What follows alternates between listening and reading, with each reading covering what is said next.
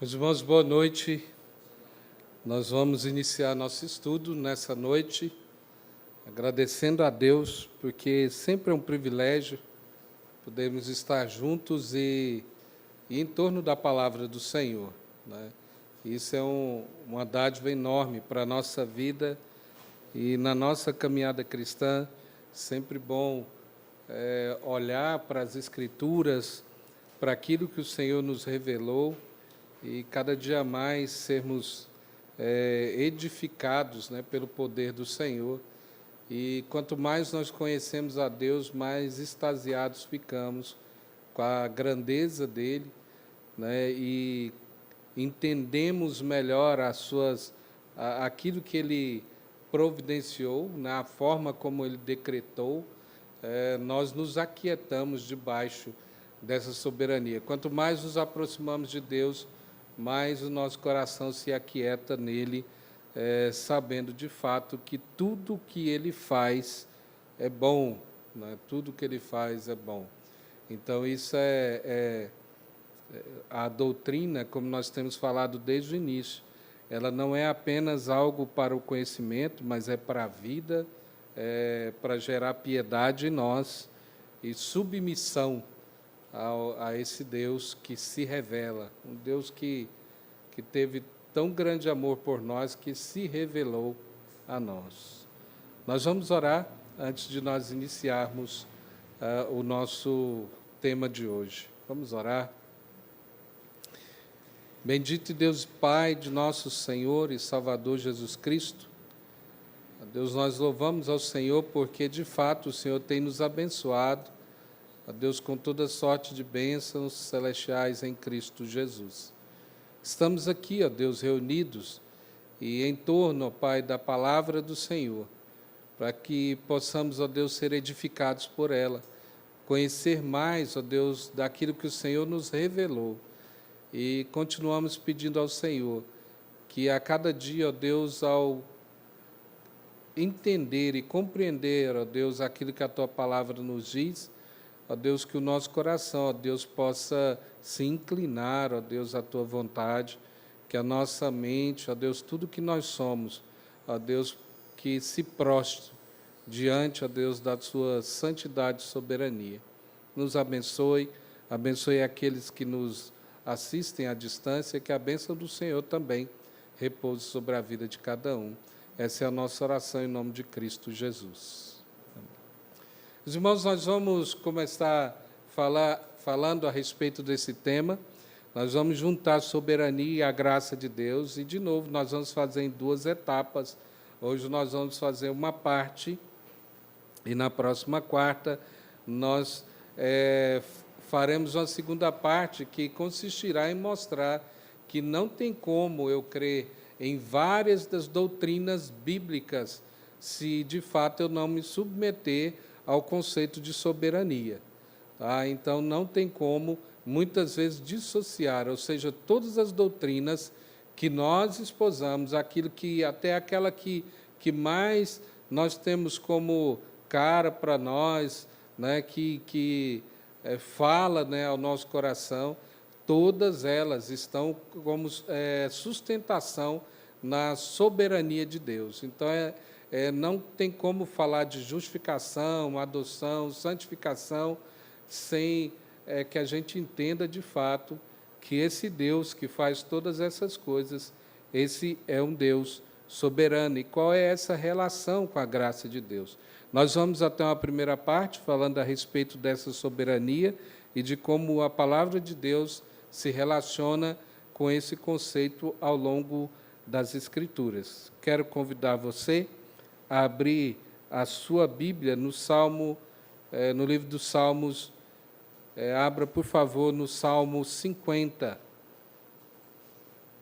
Está destacado apenas o verso 21, mas eu gostaria que nós pudéssemos ler todo esse salmo, que é um salmo de Asaf. Livro dos Salmos, o salmo de número 50.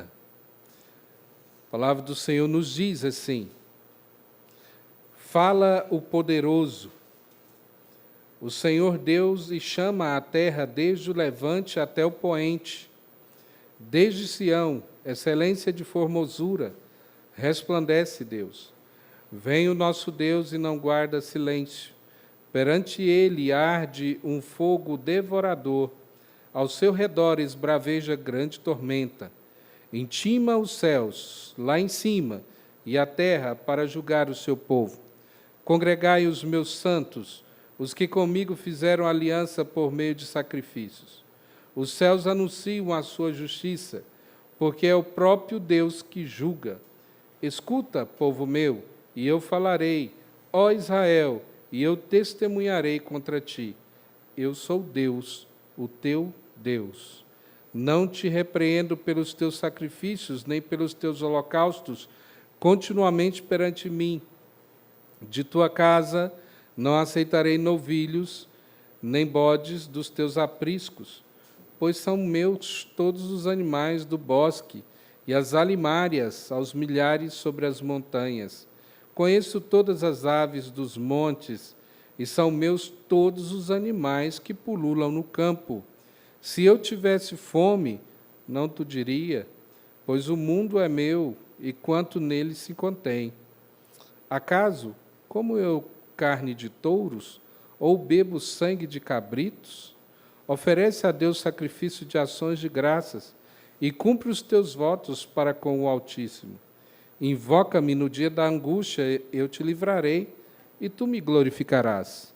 Mas ao ímpio diz Deus: de que te serve repetires os meus preceitos e teres nos lábios a minha aliança, uma vez que aborreces a disciplina e rejeitas as minhas palavras? Se vês um ladrão, tu te comprases nele, e aos adúlteros te associas. Soltas a boca para o mal, e a tua língua trama enganos. Sentas-te para falar contra o teu irmão e difamas o filho de tua mãe? Tem feito estas coisas e eu me calei. Pensavas que eu era teu igual, mas eu te arguirei e porei tudo à vista. Considerai, pois, nisso vós que vos esqueceis de Deus, para que não vos despedace sem haver quem vos livre. O que me oferece sacrifícios de ações de graças, esse me glorificará, e é o que prepara o seu caminho, dar-lhe-ei que veja a salvação de Deus. Um texto bem forte, falando do começo ao fim, a respeito da soberania de Deus e dos atos de Deus. Uma das coisas interessantes que o texto mostra é que os sacrifícios que eram realizados pelo povo de Deus, eles eram apenas o meio, e eles precisavam vir carregados de, primeiro, da obediência e da gratidão, das ações de graças. Era isso que Deus queria do seu povo, o reconhecimento do pecado, o reconhecimento de quem Deus era, de chegar diante do Senhor, aquelas ofertas de manjares, uma boa parte ofertas pacíficas, elas eram ofertas de gratidão, consideradas ofertas de gratidão, né? O Corban eram ofertas que manifestavam essa alegria de poder servir a esse Deus que criou todas as coisas. Agora, retira a ação de graça, retira a alegria, a obediência, Deus fala, eu não quero isso não. Acaso eu como carne de touro ou bebo sangue? Não é isso, não é isso. Porque a tendência do ser humano, assim como o povo de Israel, é achar que ele pode fazer oferenda para os deuses, e a oferenda por si só aplaca a ira dos deuses. Deus está mostrando que ele não é igual aos deuses que são construídos, porque ele mostra, olha, isso aqui tudo é meu, todas as aves do campo, todos os animais, tudo foi criado por meio dele. Para que ele iria exigir sacrifícios apenas pelo sacrifício? Aquilo que ele queria era essa submissão, a submissão do coração, da vida, em obediência, em alegria, ações de graças e reconhecimento de que tudo vinha das mãos do Senhor. O texto, e aqui no destaque, quando ele fala, olha, pensavas que eu era teu igual, isso aqui é um dilema da humanidade, um dilema muitas vezes nosso, por causa de algo que há no nosso coração. Nós, por sermos pecadores, nós temos uma autoconfiança e uma raiz de autonomia que há no nosso coração por causa do pecado. É por isso que a soberania de Deus e o conceito de soberania, ele nos muitas vezes, para nós, muito agressivo, ou muitas vezes soa de forma muito agressiva, por causa do pecado que há no nosso coração, da nossa natureza, que essa natureza pecaminosa, ela tem como um dos seus motores aqui a autonomia, ou seja, eu faço o meu caminho, eu faço o meu destino, eu sou o senhor do meu próprio destino. Isso vem sendo propalado pela humanidade desde sempre, né? Nessas ideias, você faz seu próprio caminho, você faz seu próprio destino, você precisa tomar as rédeas da sua vida nas suas mãos, e às vezes o ser humano cai nessa conversa e ele acha que pode. Ele acha que consegue, né? Fala assim, toma a sua vida nas suas mãos, né? Tome as rédeas da sua vida, mira onde, né, você vai chegar, e aquela coisa toda, você que determina o seu próprio destino. Essa mensagem, ela sempre vai cair em terreno fértil. Tá? E não é de agora, dessa ideia dos coaches. Coach é sempre uma roupagem nova dos mesmos profetas do Antigo Testamento, que falava assim, vai lá, você vai vencer, porque você é bom, né? Deus te ama e Ele te quer ver por cima, vai lá. Aí viu o profeta da parte de Deus falar assim, não, vai não, que vocês estão em desobediência e vocês vão para a guerra, vocês vão morrer. E aí o que eles faziam? Alguns reis, né? Falavam assim, olha, mata o profeta, porque só fala coisa ruim, ele só fala coisa ruim. Fala, não é que eles falavam coisa ruim, é porque falava a realidade.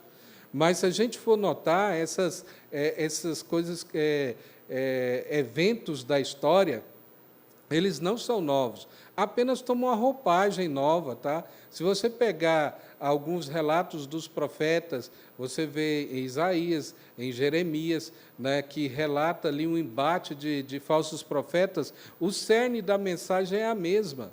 É aquela assim, olha, vai, porque você é um vencedor, vai, né, porque Deus sempre vai te dar o melhor. Né? E não era exatamente isso. Se o povo estava indo contrário à lei de Deus, desobediente, eles achavam que, mesmo assim, eles teriam essa condição.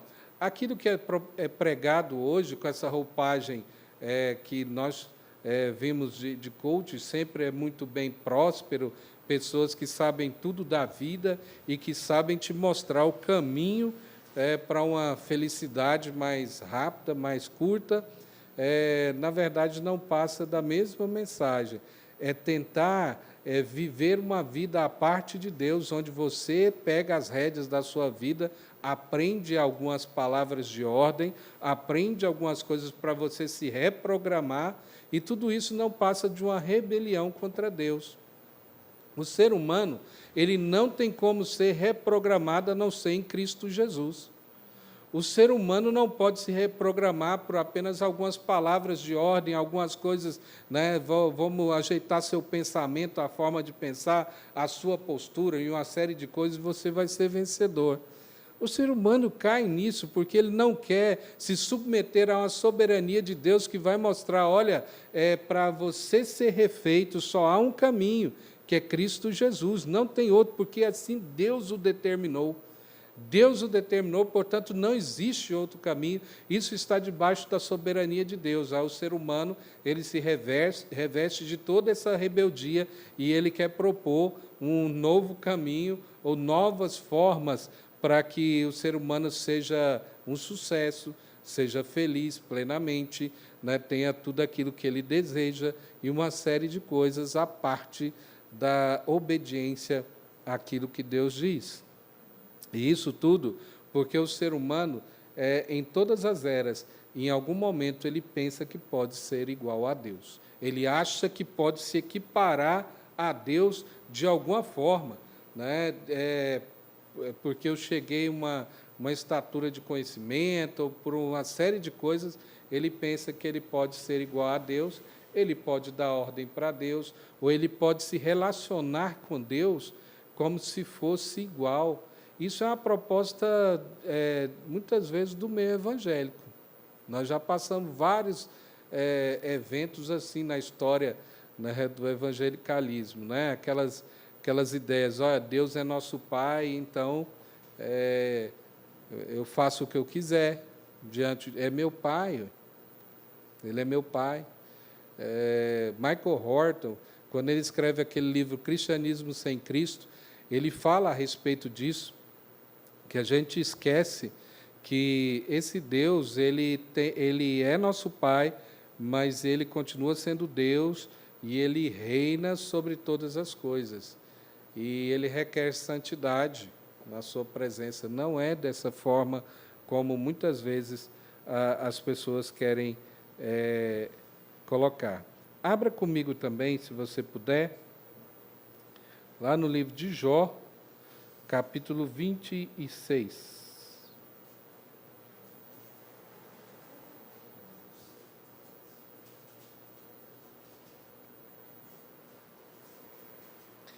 Em meio às aflições de Jó, Jó está meio desnorteado com tudo que está acontecendo. Irmãos, lembre-se, Jó, ele tem um testemunho não só das pessoas, mas ele tem um testemunho da parte de Deus, que ele era um homem íntegro, reto, temente a Deus e que se desviava do mal. É uma repetição que Deus faz, pelo menos 2 vezes, a respeito do caráter de Jó. Então, a gente vai perceber que não são outras pessoas e nem Jó falando dele mesmo. É o próprio Deus, Criador de todas as coisas, que fala para Satanás: viste o meu servo Jó? Não há sobre a terra um homem igual a ele, íntegro, reto, temente a Deus e que se desvia do mal. Quando ele coloca essas 4 coisas, ele está falando a respeito de uma vida de piedade. Perceba que isso é uma vida de piedade.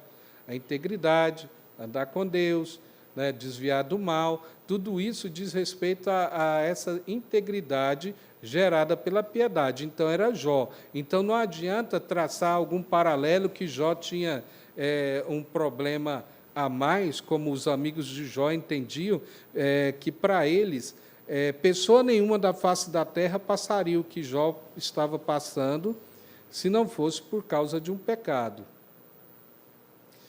Quem era íntegro, reto, temente a Deus, ele tinha que sempre ser muito próspero em todas as coisas. Ele não passaria. Então, para eles, era claro.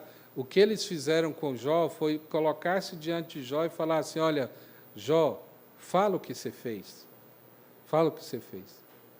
Como se eles desconfiassem, falam: Jó, parece ser gente boa, mas você deve ter feito alguma coisa esquisita, bem estranha, para que Deus permitisse que isso acontecesse com você. Deus não permite um negócio desse. Só que nós sabemos, Jó não sabe. Né? Nós sabemos do relato. Jó não sabia do que estava acontecendo em todo o cenário ali. Então, Jó começa a falar, diante do seu delírio, meio a dores e perdas, ele fala da soberania de Deus. Então, ele diz: Jó, porém, respondeu: como sabes ajudar o que não tem força e prestar socorro ao braço que não tem vigor? Como sabes aconselhar o que não tem sabedoria e revelar plenitude de verdadeiro conhecimento? Com a ajuda de quem profere tais palavras? E de quem é o Espírito que fala em ti? A alma dos mortos treme debaixo das águas com seus habitantes. O além está desnudo perante ele e não há coberta para o abismo. Ele estende o norte sobre o vazio e faz pairar a terra sobre o nada. Prende as águas em densas nuvens e as nuvens não se rasgam debaixo delas. Encobre a face do seu trono e sobre ele estende a sua nuvem. Traçou um círculo à superfície das águas até os confins da luz e das trevas. As colunas do céu tremem e se espantam da sua ameaça. Com a sua força, fende o mar, e com seu entendimento abate o adversário. Pelo seu sopro aclara os céus, a sua mão fere o dragão veloz. Eis que isso são apenas as orlas dos seus caminhos. Que leve sussurro temos ouvido dele, mas o trovão do seu poder, quem o entenderá?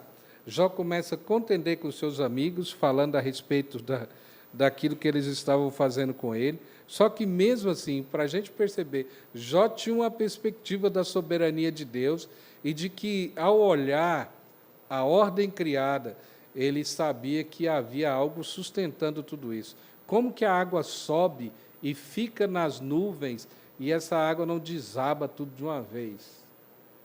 Como que essas coisas tudo acontecem? Jó está olhando para, mesmo observando a ordem criada, e mesmo assim ele está tendo a real condição de perceber, de fato, quem é Deus. Então ele fala que isso são apenas as orlas dos seus caminhos, que leve sussurro temos ouvido dele, mas o trovão do seu poder, quem o entenderá? Jó, então, ele se submete. Lá na frente, mesmo tendo um conhecimento muito maior do que os seus amigos, quando Deus se revela a Jó e faz uma série de perguntas para Jó, né?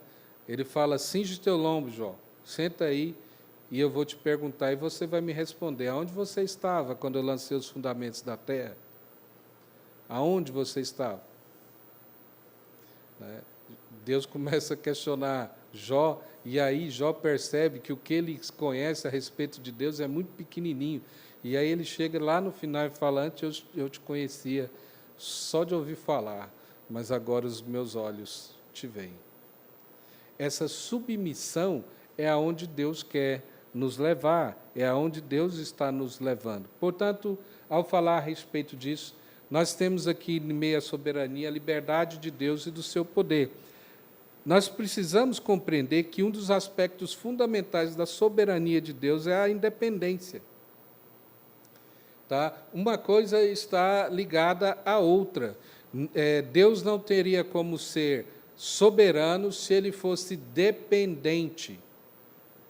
Consegue fazer o link com algumas outras doutrinas?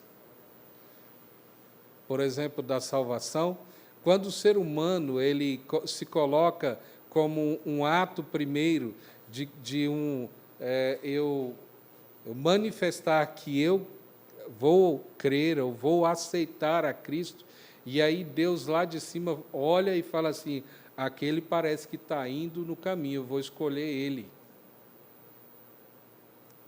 A gente não para pensar que essa é uma doutrina que, na maioria do nosso país, ela é esposada dessa maneira. As pessoas elas entendem salvação dessa forma, né? Elas aplicam o conceito de presciência dessa forma, né? E o conceito de presciência na Escritura não é esse. Então, eles entendem que Deus olha, mas é o homem primeiro que dá mostras de que ele vai ir em direção à salvação, e Deus pega e o escolhe. Só que, se nós olharmos para isso, nós vamos compreender que Deus se torna dependente do ser humano para a salvação. E a soberania, ela implica em independência. Tá? Então, uma coisa vai excluir a outra. Nós precisamos olhar para aquilo que a palavra de Deus diz e aplicar da forma como Deus nos mostra. Então, esse é um dos conceitos fundamentais. Então, Deus não depende de nós, Deus não depende das forças de natureza, Deus não depende de nada. Porque a forma como Ele decretou, como tudo foi decretado por Ele, ela vai andar da forma como Deus decretou. Portanto, Deus é completamente independente. Tá? Então, Ele não é dependente do nosso amor, Ele não é dependente do nosso apreço, do nosso louvor, da nossa adoração. Essas coisas, por mais que afagam o nosso coração, falam: olha, Deus não pode viver sem você, né? Se você se afasta de Deus, né, ele fica tão triste por estar perdendo né, a sua companhia, uma série de coisas que o povo fala, olha, Deus não vive sem você. Há um tempo atrás, aqui em Goiânia, aconteceu algo assim. Alguém, num dos movimentos evangélicos, pegou uma música secular e disse que essa música, na verdade, era Deus cantando para a gente, que fala, eu não vou negar que eu sou louco por você, eu estou maluco para te ver, eu não vou negar, que era Deus esperando a gente ir domingo na igreja, né? Eu não vou negar, sem você tudo é saudade, você traz felicidade, eu não vou negar. Fala, é Deus falando isso para você, meu irmão.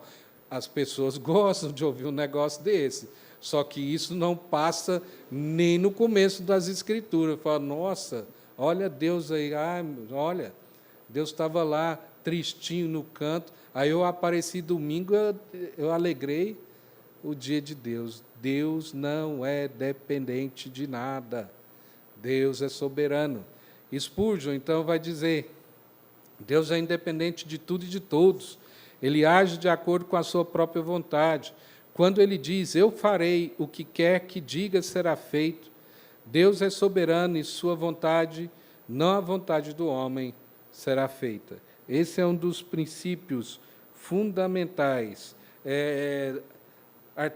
Arthur W. Pink, né, ele, falando a respeito disso, ele fala também que negar a soberania de Deus é entrar em um caminho que você vai seguir e a conclusão lógica é chegar no ateísmo.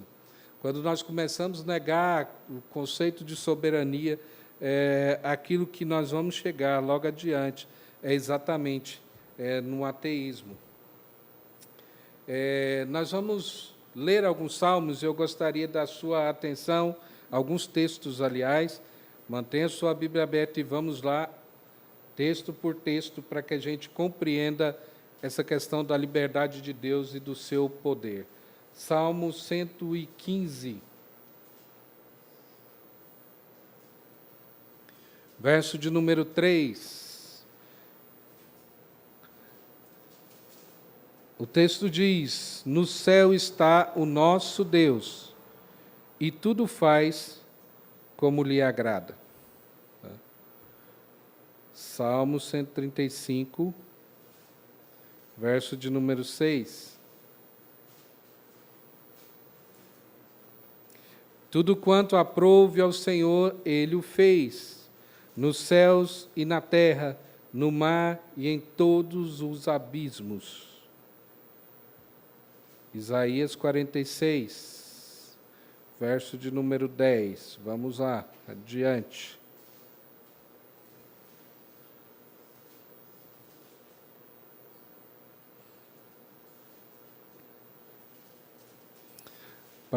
Vou ler a partir do verso 9. Lembrai-vos das coisas passadas da antiguidade, que eu sou Deus e não há outro, eu sou Deus e não há outro semelhante a mim, que desde o princípio anuncio o que há de acontecer, e desde a antiguidade as coisas que ainda não sucederam. Que digo, o meu conselho permanecerá de pé, farei toda a minha vontade. Somente alguém soberano, ele pode falar, e como a palavra de Deus mostra nas suas profecias, somente um Deus soberano ele pode dizer aquilo que está por vir, ou aquilo que acontecerá, né? E a gente tem, durante as Escrituras, né, as promessas, e essas promessas vão se realizando, porque quando nós falamos de decreto, não importa a maneira ou causas contingenciais, como diz a confissão de fé. Deus usa de qualquer forma, de qualquer maneira, mas o fim para qual ele fez, ou o propósito, isso vai acontecer. Isso vai acontecer, porque ele determinou e vai acontecer. Vamos lá para frente. Daniel. Nabucodonosor, depois da sua loucura, vem o entendimento, e aí ele começa a falar a respeito de Deus.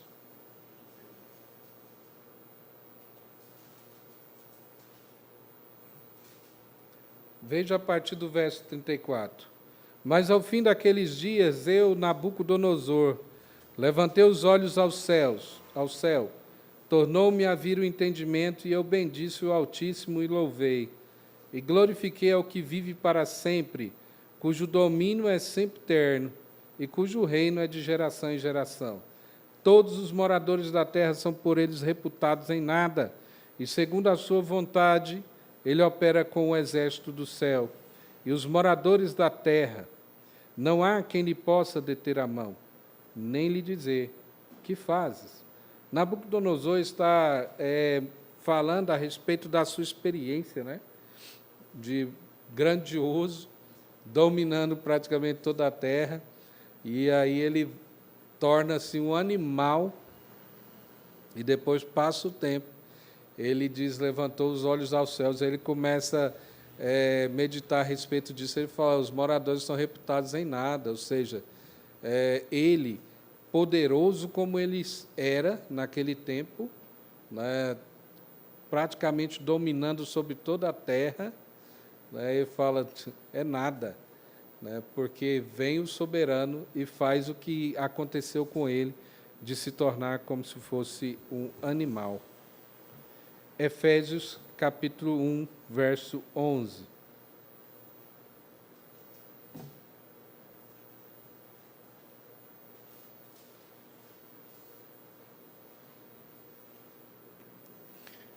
Fala, nele digo, no qual fomos também feitos herança, predestinados segundo o propósito daquele que faz todas as coisas conforme o conselho da sua vontade.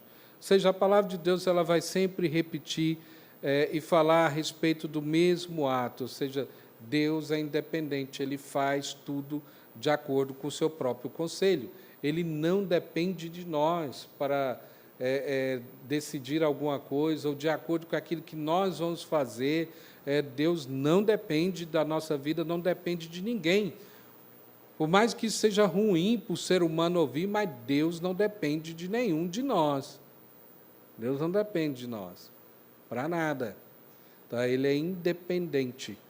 Né? E, de vez em quando, nós gostaríamos que, de fato, tivesse alguma coisa em nós, né, que determinasse tudo isso. Né? Então, é a capacidade para fazer todas as coisas conforme a sua vontade. Ainda que liberdade de Deus e o seu poder é coerente, né, em todas as perfeições de sua natureza. Ainda vamos lá, para que a gente possa confirmar nas Escrituras, segunda carta de Paulo a Timóteo, capítulo 2, verso de número 13. Se somos infiéis, ele permanece fiel, pois de maneira nenhuma pode negar-se a si mesmo. Ou seja, a nossa ideia sempre se eu faço positivamente, Deus reage positivamente em meu favor. Se eu faço errado, Deus reage também de maneira da forma como é. Lembre-se, isso não é nenhuma salvo-conduto para cometer pecado, para falar, olha, Deus vai continuar sendo fiel a mim. Quando a gente começa a entender as outras doutrinas, nós vamos perceber que Deus age na nossa vida de tal maneira que um crente verdadeiro, ele não chega nesse estado e nem faz essa ligação lógica ou mental de falar assim, olha, já que Deus ele é plenamente fiel, faço o que eu quiser, Ele me ama e Ele não vai deixar de me amar. Há uma metade de verdade nisso aí, porque o crente verdadeiro, ele peca sim, ele erra, mas ele se arrepende, vai ter arrependimento sempre. E aí, nesse sentido, aqueles a quem Deus escolheu, quem Deus mudou a natureza, que agora é capaz de responder positivamente ao Evangelho, ao amor dele, a esses Deus permanece fiel. Mas nós vamos perceber que nem essa infidelidade nossa condiciona Deus. Se fosse assim, nenhum de nós seríamos abençoados. Se fosse literalmente Deus falando assim, olha, se vocês cumprirem exatamente, eu vou abençoar. Nenhum de nós.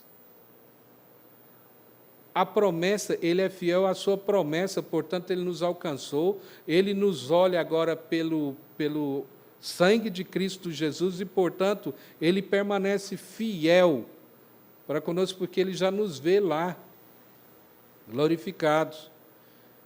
Mas a nossa infidelidade, ela não, nem isso condiciona a Deus, né, de fazer, não, Deus vai reagindo, porque essa é a ideia de muitos. De novo, voltemos à doutrina da salvação. Quantos, muitas vezes, ficam desesperados, se perguntando, olha, dependendo do que eu estiver fazendo, Jesus voltar naquela hora, eu vou ou não vou para o céu? Isso, a gente está, na verdade, com essa pergunta, colocando a nossa capacidade à frente exatamente da soberania de Deus e daquilo que Ele faz. Nós não podemos condicionar Deus, né? Ele não se condiciona por causa disso. Né? Então, a pergunta sempre que a gente precisa fazer, no dia que Jesus voltar, nós estaremos com pecados sem ser confessados? A possibilidade que sim. E nem por isso a palavra de Deus está condicionando a nossa ida, né, por causa disso. Subir com Cristo Jesus por causa disso, porque o realizado, quando Jesus fez, e fez perfeitamente, isso também se liga com a soberania de Deus, não há brechas para isso. Mas lembre-se, isso é daqueles a quem Deus salvou. Então, nem essa fidelidade de Deus ela é condicionada. E isso é, muitas vezes, o que paira na mente de muitos, né, de esse evangelho de performance. Né? Eu preciso...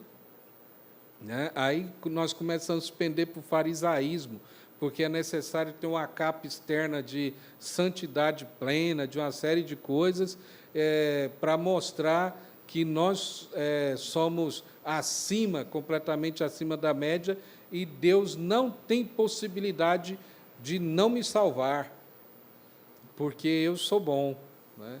Eu sou bom, eu faço tudo, eu cumpro tudo, faço do jeitinho que... sabe? Mas a palavra de Deus vai nos mostrar que Deus não se condiciona com isso. Ele tem liberdade no seu poder. Né? Então, a salvação, ela reside em Deus.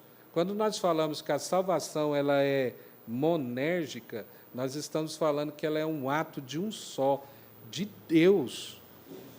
De Deus. Nós não podemos confundir santificação e outras doutrinas com a doutrina da salvação. A gente faz confusão com isso.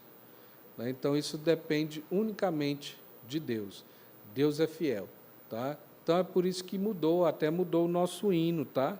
Quando o hino falava, antigamente, no nosso cenário, Deus é fiel a mim, foi trocado por fiel assim, porque dava a ideia de que Deus era fiel a mim desde que eu esteja fiel, né? Mas Deus é fiel às suas promessas. Então, se Ele prometeu e Ele nos alcançou em Cristo, Ele vai fazer a gente chegar até lá. Né? Então, nem isso condiciona a Deus. A soberania de Deus se manifesta no fato de Ele poder fazer tudo o que faz, poder absoluto, e mesmo que não realiza, visto que não determinou fazê-lo. Isso se chama poder ordenado. Nós vamos ver algumas coisas a respeito disso. Vamos lá para Mateus, capítulo 3, verso 9.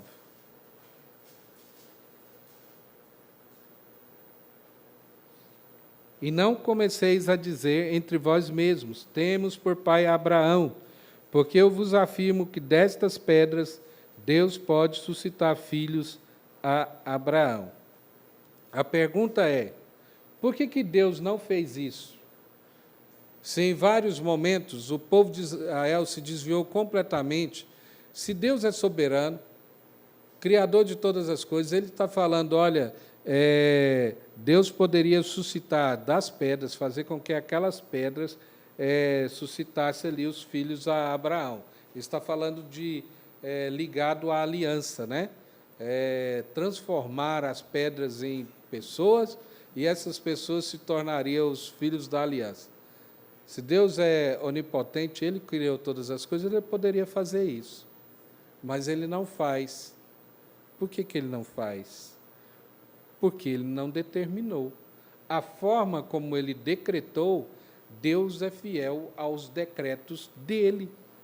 Do começo ao fim, Deus não muda, é isso que a palavra de Deus está dizendo. Quando nos fala, às vezes, de mudanças nesse plano terreno, é acomodação, linguagem de acomodação. Agora, no plano dele, na macro história, Deus não muda, gente. Deus não vai mudar, Ele não muda suas leis, a forma de alguém se salvar, nada disso vai ser mudado, porque Ele não muda. Do começo ao fim, a nossa confusão, muitas vezes, são com questões da mudança nossa mesmo. E aí a palavra de Deus, quando fala, e Deus se arrependeu do mal e não fez, o ser humano pendeu para o lado de cá. Né? Só que quem já tinha determinado aquilo? O próprio Deus. Os irmãos lembram quando Deus coloca o povo dele no deserto e está no meio de um vale, e aí ele profere as bênçãos ali do monte Gerizim, monte Ebal, a maldição, e aí ele coloca diante do povo algo didático, fala, olha para aquele monte, né, o monte da bênção. Era só para eles olharem, era didático. Se vocês andarem por aqui, eu vou abençoar vocês. Não vai ter inimigo que ganhe de vocês. Eu vou abençoar. Se vocês andarem pelo lado de cá, vocês se tornarão presa. Eu vou entregar vocês na mão dos inimigos. Né? E vocês vão viver a escassez de uma série de coisas lá. Certo? Maldição decorrente da desobediência e as bênçãos decorrentes da obediência. Aí o povo pendia para o lado de cá. Deus ia lá e fazia aquilo que ele já tinha decretado. O povo se arrependia, vinha para cá. Aí o texto fala assim, e Deus se arrependeu do mal, para que a gente entendesse, só que esse decreto já havia por cima. Esse decreto já havia. Então, Deus não está mudando, mas Deus está fazendo de acordo com aquilo que Ele decretou. Tá? Então, em vários textos que falam a respeito disso, pense dessa maneira. Há um decreto por cima, maior. E essas questões aqui era aquilo que Deus já tinha falado para o povo. Olha, para cá, maldição, para cá, bênção. Então, aí no texto fala, Deus se arrependeu. E aí a gente pensa, Deus se arrepende? Não. Perceba que em todos os fatos era Deus fazendo de acordo com o seu próprio decreto. Tá? Ele tem poder sobre o seu poder, ou seja, quando a gente fala isso parece até redundante, né? Que ele tem poder sobre o seu poder, ou seja, ele domina completamente. Nossa noção de poder do ser humano ela é completamente confusa, né? Porque, para nós, o poder supremo de alguém é um poder que pode mudar até as leis que eu mesmo determinei. Um dia eu achar que eu devo mudar o que eu já tinha falado, eu mudo. Deus não é assim. Deus tem poder sobre o seu poder, ou seja, Ele decretou e Ele vai do começo ao fim de acordo com os seus decretos. De acordo com os seus decretos. E a história continua dessa maneira. Se nós olharmos para a história da humanidade e começarmos a olhar aquilo que a palavra de Deus diz, a gente vai perceber isso claramente. Deus é o Senhor da história. Deus é o Senhor completamente Senhor da história. Né? Por mais que, às vezes, eventos nos confundam, às vezes, momentos de guerra e uma série de coisas, de tragédias e de imensidão de coisas, Deus continua governando a história e levando ela ao fim que Ele mesmo determinou. E ela vai chegar lá. Tá? Ele vai chegar lá, e Deus não muda. Deus não muda. Tá? Então, quando nós falamos, e aqui, lá na frente, nós vamos falar sobre oração. Tá? Sobre oração. A oração é aquilo que mais sublime tem que Deus colocou para a gente, e a gente, às vezes, entra na confusão, né? Por isso que tem até um livro, se Deus já sabe para que orar, né? Mas nós vamos entrar no aspecto da oração e da soberania de Deus, né? E se você puder, até a orientação, A Última Noite de um Homem, do C.S. Lewis. Se você tiver acesso a esse livro, leia o primeiro capítulo falando de oração, que eu nunca li algo mais profundo a respeito de oração que não nesse livro, ele falando a respeito disso. Né? Isso não nega a soberania de Deus, mas nós vamos entrar nesses aspectos. O poder de Deus é essencialmente harmônico, compatível com todo o seu ser, por isso a Bíblia declara que Deus não pode mentir. Vamos ver alguns desses textos para que a gente confira na palavra de Deus. Números, capítulo 23, verso 19.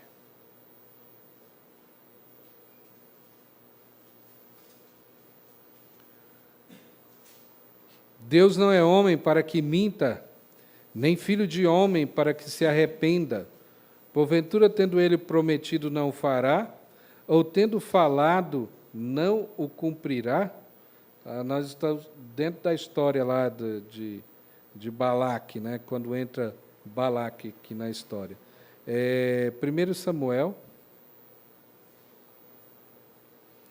capítulo 15, verso 19. 29.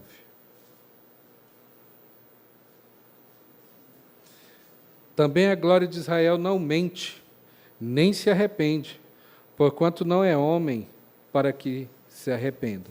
Tá? Vamos para o Novo Testamento. Tito, capítulo 1, verso 2. Na esperança da vida eterna que o Deus que não pode mentir, prometeu antes dos tempos eternos. Tá? Hebreus capítulo 6, verso 18.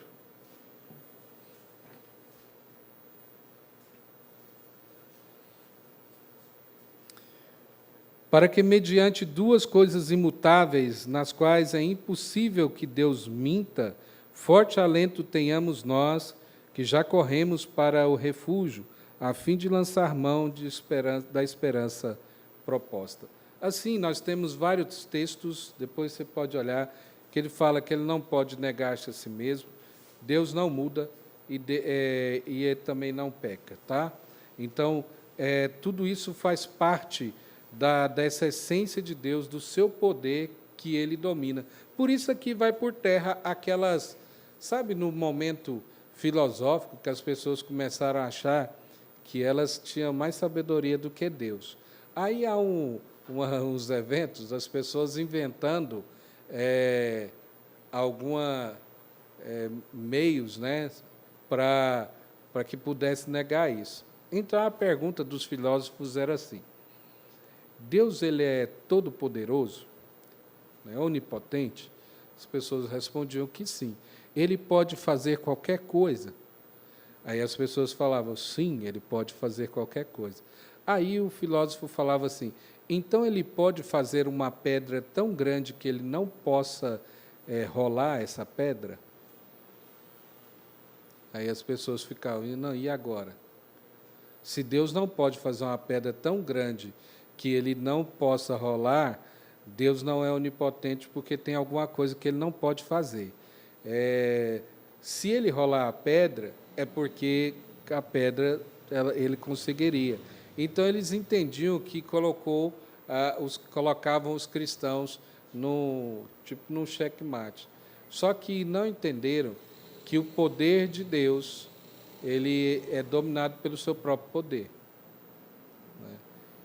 poder de Deus é dominado por Ele mesmo. Ele decretou todas essas coisas e Ele não vai mudar ou Ele não vai entrar naquilo que a gente pensa que está tão elevado no pensamento e querendo achar que a gente é maior ou tem uma mente mais brilhante do que a mente de Deus, né? De propor essas piadas, né?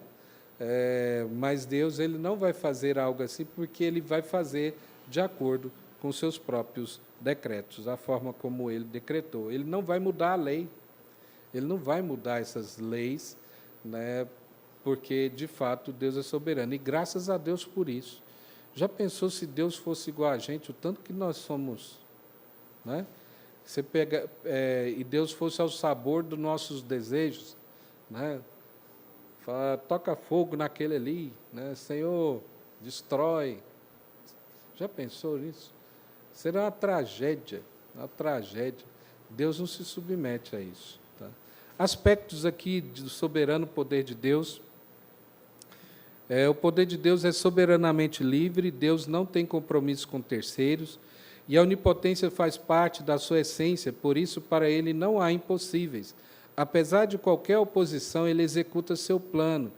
Tudo o que deseja pode realizar. Tá? É o que Jó fala também a respeito disso. Spurgeon, falando a respeito disso, ele fala, no entanto, Deus não precisa exercitar seu poder para ser o que é. Falando a respeito dessas coisas que o ser humano fica imaginando, né, a respeito de Deus. Ainda falando sobre liberdade aqui de existência e poder de existência, quando a Bíblia menciona o poder soberano de Deus, refere-se à sua própria natureza, e não a um estado determinado por fatores externos, tais como dinheiro, fama, prestígio. Ele é o próprio poder, por isso manifesta-se poderosamente. Ele é tão eterno quanto o seu poder, e sempre foi e será o que é, existindo eternamente por si próprio.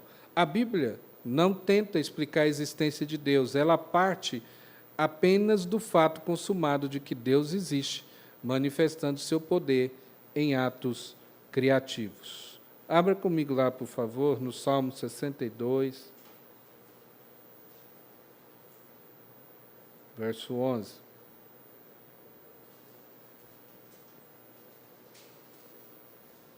Uma vez falou Deus, duas vezes ouvi isto, que o poder pertence a Deus, e a ti, Senhor, pertence a graça, pois a cada um retribui segundo as suas obras. Liberdade de decisão, poder de determinação. Manifesta o seu poder nos seus decretos, como nós já falamos. O poder dele está exatamente nos seus decretos. E o plano de Deus é sempre o melhor, porque Ele sábia e livremente escolheu. Por mais que, às vezes, muitas vezes a gente ache que o plano de Deus é difícil para a gente compreender os planos em meio às tragédias todas e uma série de situações que acontecem ao longo da história da humanidade. De vez em quando nós ficamos na parte de baixo aqui, olhando, sem compreender para onde essa história está se movimentando, para onde isso está indo. E, às vezes, o nosso coração treme diante de todas essas coisas, mas conhecendo a Deus, cada vez mais nós vamos saber que nós não estamos conseguindo ver, mas nós temos que entender que Deus sabe de todas as coisas e Ele sabe para onde está levando a história, e não nós, que muitas vezes a gente quer dar uns pitacos aí, né, na caminhada, né, dizer para Deus o que Deus tem que fazer. Né, isso é desconhecer quem Deus é. Isaías 40, verso 13 e 14. Vou ler a partir do verso 12. Quem na concha de sua mão mediu as águas e tomou a medida dos céus a palmos? Quem recolheu na terça parte de um éfa o pó da terra e pesou os montes em romana e os outeiros em balança de precisão? Quem guiou o Espírito do Senhor, ou como seu conselheiro o ensinou? Com quem tomou ele conselho para que lhe desse compreensão? Quem o instruiu na vereda do juízo, ou lhe ensinou sabedoria e lhe mostrou o caminho de entendimento? A resposta sempre é uma pergunta retórica, né? Ninguém fez isso. Tá? Deus executa seu plano por meio do seu poder, conforme a sua vontade, ou seja, nós não podemos marcar hora e lugar para ele agir. Isso também é uma coisa do imaginário, do evangelicalismo no mundo afora e também no Brasil, né? Você marcar a agenda de Deus, falar, olha, né, você pode vir que Deus ele vai ter que fazer. Eu sou o grande servo dele e ele vai ter que fazer. Vai fazer muita coisa aqui, então vocês venham, porque vai ser só hoje, tá? Só hoje. Gente, é um desconhecimento de fato de quem Deus é. Porque, na maioria das vezes, quando promete isso, ele vai prometendo que todos que forem lá serão curados, porque ele é o grande servo de Deus, e ele marcou, né, ele falou, o Senhor vai estar aqui, porque eu falei que ele vai estar, ele vai estar. E ele vai fazer. Aí a gente pensa que isso é fé. Isso não é fé. A fé, ela precisa emanar do conhecimento de Deus por meio das Escrituras. O ser humano, ele tem fé na fé. Fala assim, eu tenho fé na minha própria fé, porque eu sou, né, pessoa de fé, então eu tenho fé. Só que, no fundo, na verdade, ele tem fé nele mesmo. Deus não pode ser encaixotado nisso, marcar a hora, lugar, ou como ele vai fazer, a forma como ele vai fazer. Deus faz da maneira como lhe apraz. O Senhor não precisa de meios também para executar o que quer, tá? Não precisa de meios. E aqui está uma alegria nossa, que Deus permitiu que a gente fosse, nós, como igreja, fôssemos agentes e participantes desse reino dele. Deus poderia escolher quem ele quisesse, já implantar completamente o conhecimento e trazê-los, retirá-los do mundo. Deus poderia fazer. Mas Deus determinou assim, que nós tivéssemos a alegria de participar da construção desse reino dele, que está se espalhando na face da terra, né, e que chegará o dia onde Jesus virá e reinará com aqueles que são dele. Portanto, Deus nos dá essa alegria de poder participar do reino dele, mas nós não podemos ser arrogantes ao ponto de falar assim, olha, graças a Deus que tem eu aqui, viu? Graças a Deus que eu nasci, né? E por causa da minha pessoa, muita gente foi salva. Né? Isso é desconhecer quem Deus é. Isso é desconhecer quem Deus é, né? De muitas vezes se encher de arrogância. E a gente tem na história vários personagens que se entendiam assim, que olhavam e falavam, olha, ainda bem que Deus me tem aqui neste lugar, porque senão, né, nada teria acontecido. Deus se agencia também por meio das causas externas para concretizar seu propósito, como eu já falei, evangelização. Romanos 10, quando fala a respeito da pregação, né, como crerão se não... quando ele começa a sequência, né, não forem enviados, como crerão se não há quem pregue, né, e aí ele fala dessa relação de ir, pregar, ouvir e crer. Só que, em última instância, quem determinou isso foi o próprio Deus. Foi o próprio Deus que determinou que, nesse ato de vocação interna e externa, que foi Ele que criou, precisasse do ir, né, do pregar, do ouvir e do crer. Aí, aqueles que, no meio disso, acontece a vocação para todos, chamado para todos, certo? Só que nesse chamado da graça, existe agora um ato de Deus que se chama vocação interna. Ele age em alguns para compreender a mensagem, e outros vão ouvir aquilo e falar, isso não diz respeito. Agora a pergunta é, no chamado geral, Deus chamou a todos, porque no ato da pregação, também por Deus foi determinado assim, que todo ato de pregação carrega junto com ele a graça e o juízo. A graça e o juízo. então aqueles que ouviram e não creram também estão indesculpáveis por causa disso, e assim Deus determinou. Mas o ato de compreender a mensagem e se render a Cristo é um ato soberano da parte de Deus. Antes da gente terminar, Isaías 14,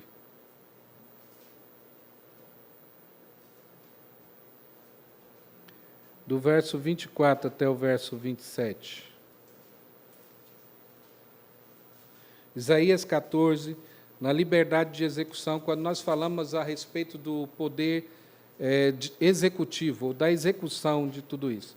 Fala, jurou o Senhor dos Exércitos, dizendo, como pensei, assim sucederá, e como determinei, assim se efetuará. Quebrantarei a Assíria na minha terra, e nas minhas montanhas a pisarei, para que o seu jugo se aparte de Israel, e a sua carga se desvie dos ombros dele. Este é o desígnio que se formou concernente a toda a terra, e esta é a mão que está estendida sobre todas as nações, porque o Senhor dos Exércitos determinou, quem, pois, o invalidará?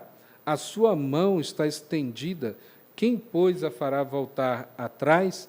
Portanto, nessa ação de liberdade, de limitação e poder autolimitante, nós vamos entender aqui que, se Deus é soberano, livre e todo-poderoso, pode, conforme sua vontade, mudar as regras do jogo, modificando as leis, seu princípio de ação e seus critérios.